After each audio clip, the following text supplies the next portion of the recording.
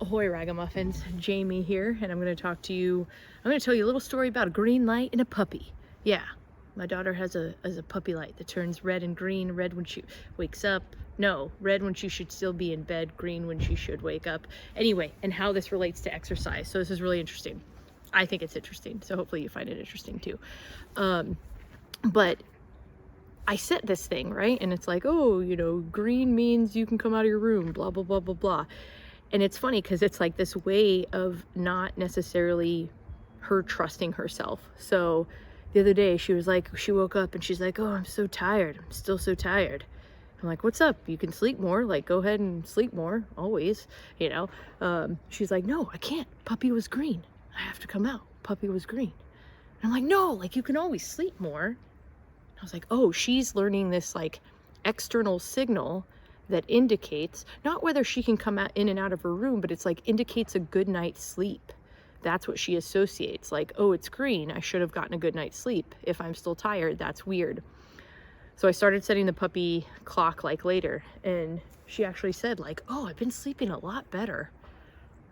And she didn't know that I like set puppy clock later or whatever. She's like, oh, I'm like getting more sleep. And I'm like, yeah, she needed more sleep.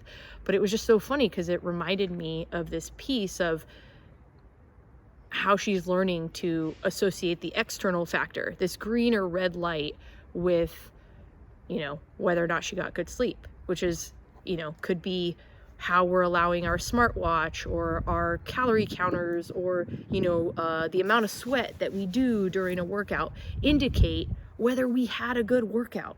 We're not asking ourselves like, oh, did I have a good workout? Did that feel good? Is my mood better? Do I have more energy? All of that stuff. We're like, oh, this thing says I had a good workout, so I should have had a good workout. Oh, but I'm hurt or I'm injured or whatever the case is.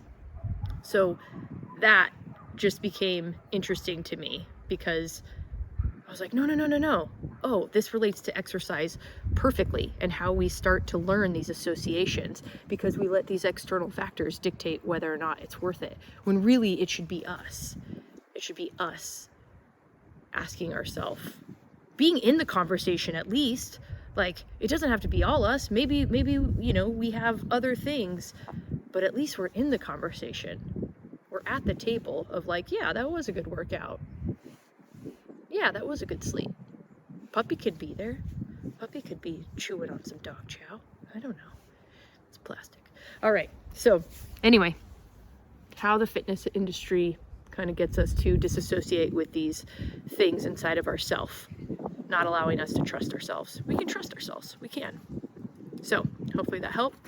Let me know if you had any thoughts come up during it, or if you're like, don't use your puppy light for your kid, you sicko. Hello. I always say hello to people. All right. Ragamuffin out.